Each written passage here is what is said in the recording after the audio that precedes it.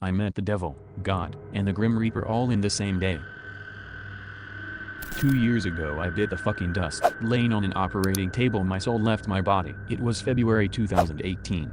I was just 27. I was taking the drive to work and boom, out of nowhere I got hit by some redneck in a goddamn pickup who ran a stop sign. The bastard was drunk. The steering column narrowly missed my fucking head, which would have killed me instantly. Instead I ended up upside down with shrapnel from the dashboard of my shitty 1995 Honda Civic between my 7th and 8th vertebra. I was wheeled to Mass General where a team of surgeons tried to save my life. That's where I died. It's a crazy fucking thing, looking down at your corpse and hearing the flat line as nurses and doctors struggle to bring you back. I wasn't scared though. It wasn't fear I was feeling. It was confusion, you know? Like, that's me, but I'm me? That's when everything stopped. It froze. Everything. The doctors and the nurses. The people in the hallway. The long beep from the heart rate monitor.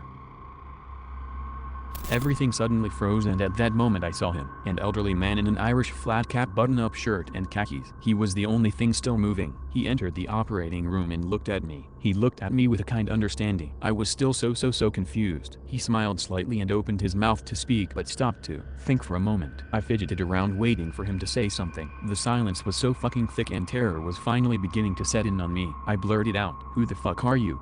His slight smile left his face. He seemed saddened by my question. "You know me by a few names," the man said in this deep gravelly voice with a standard non-Southern American accent. "I'm Death, or the Grim Reaper, or Anku, Smirk, Mageman, Hell, or whatever else you'd like to call me." I fucking laughed. It was hysterical to me. This old man couldn't be the personification of death. I laughed for a bit before looking back at the man and seeing he was entirely serious. If I could have seen my face, I know it'd be devoid of all color. I couldn't handle that fact yet, so I said plainly, fuck that, and fuck that." I walked out of the operating room and down the hallway of the hospital. As I exited, it was clear that this whole frozen in time shit was hospital-wide. I tried to shake a few of the people in an attempt to wake them up, but it was of no use. Walking slowly behind me whistling Danny Boy was the old man. I turned around to face him. "You know what that son of a bitch said to me? He says, 'Ready to face your own mortality?'"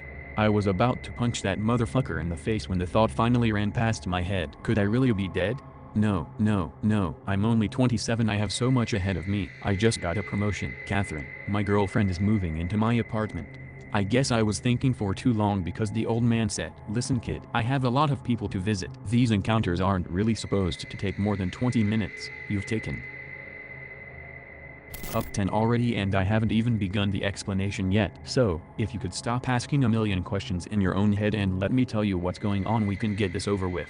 I listened to each word he said, and although I was terrified and confused, I sat down on a bench in the hallway next to a frozen man and prepared to listen. The slight smirk returned to the old man's face. "Good. So you're dead. Drunk driver crashed into you. Depending on the kind of person you were in life, you'll either go to heaven, Samawat, Nirvana, whatever you wish to call it, or hell. Hell is a pretty universal word. Both these places are ruled by omniscient beings." He pulled out a small pad of paper from the pocket of his pants. "By the looks of it, you'll be going." He looked back at the paper confused. "Huh. Haven't had one of you in a while." I was still processing everything of what had just been said to me, but I still said, "Oh." One of what my voice was shaky. "Scared," he replied, seemingly annoyed. "An undecided soul. You weren't good or bad in life. You were an even mix of both. See, some people get close to a perfect balance, but almost all tip one way. Your type are very uncommon." This confused me even more. I always thought I was a good person, but maybe some of my actions were questionable. "Perk up kid. This means you might not spend eternity in hell." He smiled at me. I looked back up at him, my mouth agape, tears in my eyes, and attempting to stutter out a sentence. What does it mean?" Death laughed in my face. "Oh boy, even I can't answer that. Officially, I'm supposed to tell you that this is an anomaly." This didn't exactly calm my nerves. "What happens next?"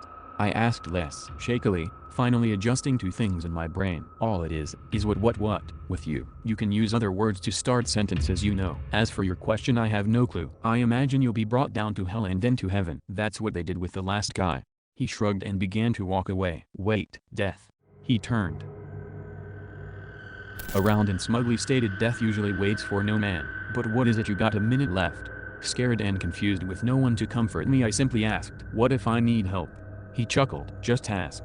With that, Death was gone. I sat there for a while. I don't remember exactly how long I sat there, but eventually, even though I was dead, I fell asleep. As I awoke, I was no longer in the hospital. I was sitting on a park bench. When I woke up, I figured it was a dream, that some hobo had injected me with like heroin or something and that it was all a bad trip. But I was wrong. I was sitting in Central Park, and as I looked around me, everything was still frozen. Just minutes ago I was in Boston, and now all of a sudden I'm in New York. I'm glad that no entity spoke to me at that moment. Honestly, it would have terrified me even more. Thanks to the time given to me on that park bench, maybe 2 hours, I was able to process things. I cried. I feel comfortable saying that because we all would do the same. Who wouldn't sob if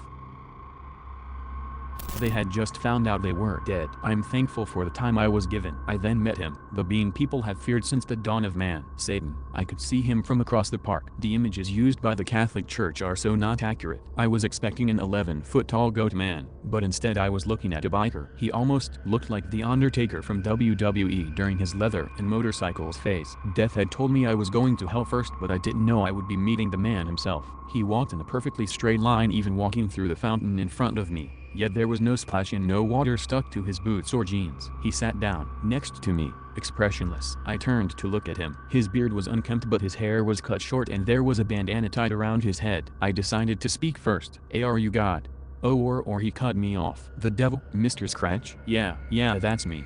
His voice wasn't like Death's. It was inhumanly deep and as raspy as an 1800s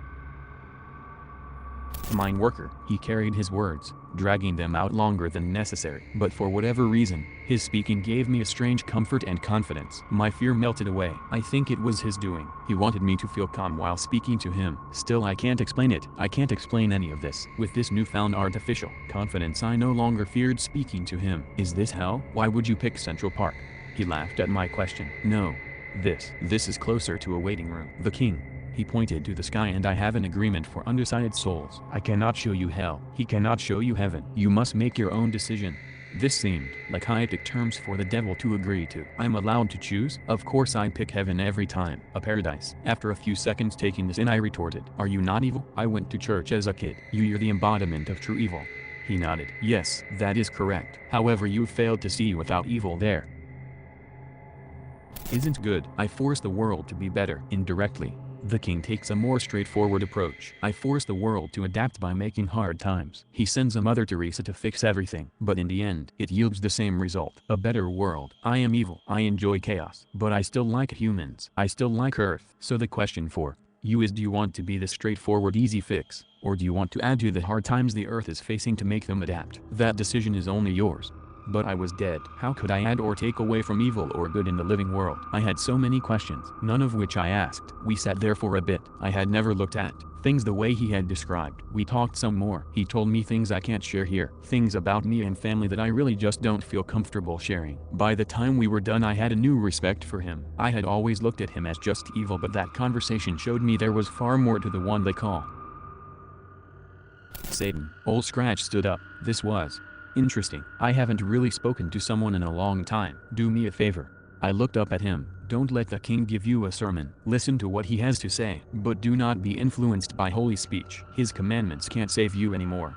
With that final message, he was gone. My talk with the Dark Lord of the Underworld was brief, but it held such impact. I will never forget my conversation with the devil. I was expecting him to tempt me, like Jesus in the desert. He isn't what you think, truly. Unlike after my conversation with Death, I wasn't given time. I blinked, and when I opened my eyes, I was sitting in an entirely white room. The park bench I was sitting on was replaced with a white couch, and in front of me was a wooden table with 2 Scotch glasses and a crystal bottle of the hard stuff. There was an empty chair across from me. Behind the chair there was a door, still entirely white. It was like a fancy bathroom. The doorknob rattled, and in stepped my father, a tall man with a clean-shaven face and a neat crew cut. I stood up, shocked. My father had passed away 10 years prior. Tears began to stream down my face. Dad? He shook his head. This is going to be hard to explain. I don't know what form I am appearing to you in, so I apologize if it isn't what you were expecting. I am your creator, so subconsciously you see me as your physical creator. It's quite common, actually. There's no need to fear. He spoke in exactly my father's voice. You probably have a lot of questions, so I'll get things out of the way. I am God. I am Allah. I am Yahweh. I am Ra, God of the sun. I am Odin, the All-Father. I am Zeus and I am Shiva. I am the universe. In many different countries, at many different times I have been interpreted differently. None are incorrect in their belief of what I am. I am all. I am absolute. You spoke to it. I'm assuming. I hope you took everything he said with a grain of salt. We've been in a 6 million year long game of chess. He isn't to be trusted. I knew he was speaking about Satan, but still I didn't talk. I was enamored by the fact I was speaking to God who looked and sounded exactly like my father, a man I had buried 10 years before that moment. He sat in the chair for the first time and poured himself a drink. Usually when there's a split-souled person they are leaning one way by the time they get to me. But you are no closer to finding what you are at heart. May I ask why? I swallowed hard, feeling a lump get pushed down my throat. This has been a rough day, I suppose. He nodded understandingly. I can imagine. Being dead is extra tough for the first 30 seconds, especially when you're split-souled. I looked at him confused. 30? I'm sorry, 30 seconds? I've been here for almost 4 hours now. He seemed like he expected me to say that. Time is odd in purgatory, which is where you were. It moves and behaves strangely. Do you have any questions for me? I nodded yes. Is the Bible true? I had been debating myself with that very question for years, and finally I could ask him that question. Every word of it. Same with the Quran and every holy text or mythology. It was true because they believed it. It existed because they believed it did, just not in exactly the way they thought. I shook my head no and laughed slightly. That doesn't make any goddamn sense. I now see the irony in saying goddamn to God. It wouldn't. Alright kid, decision time. I'll leave you here to think. Just walk through that door when you're ready. He left through the door he told me to walk through. I sat there, alone. Would I fix the world with hard times or with good deeds? What kind of person am I? With that thought I remember back to what Death had told me. If I need help, just ask. To an empty room I said, I need help. I have no clue. I don't want to rot in hell, but I don't know what happens to me in heaven. I'm scared. For the 4th time that day I broke down in tears, when suddenly I felt a hand on my shoulder. I looked up and I saw the face of the same old man who had greeted me in the hospital, still wearing the Irish flat cap, button down and khakis. Death had answered my call. All right, trouble deciding, eh? Well, I have a few words for you. For what is a man? What has he got? If not himself, then he has not. Those are Frank Sinatra lyrics. I can't tell you what to do, but I can tell you to go with your gut. You won't regret it if you just make the decision. Good luck. My job is the same thing over and over, but you're different. Today was interesting. I'm rooting for you. He opened the door for me and I looked at the black void in front of me. I stepped into it and found myself surrounded by darkness. It was so cold and so lonely, but then there was light. I opened my eyes and I was lying on a hospital bed. I looked out the window and saw people walking down on the sidewalk below. A nurse entered my room and explained what had happened. That I died in surgery, but they managed to revive me. That I'd been in a medically induced coma for 2 days. She explained that I could regain most motor function with physical therapy. She called it a miracle. I went through a lot of therapy, and my therapist, she says that it was a dream during my coma. I don't think so. I made my decision, and my decision was uncertainty. I imagine the next time I die will be my last. I just hope that I make enough decisions in life to tip the scale one way. To this day I know they're up there, playing chess, never winning, never losing. It will never end. I don't fear death anymore. He's an old friend.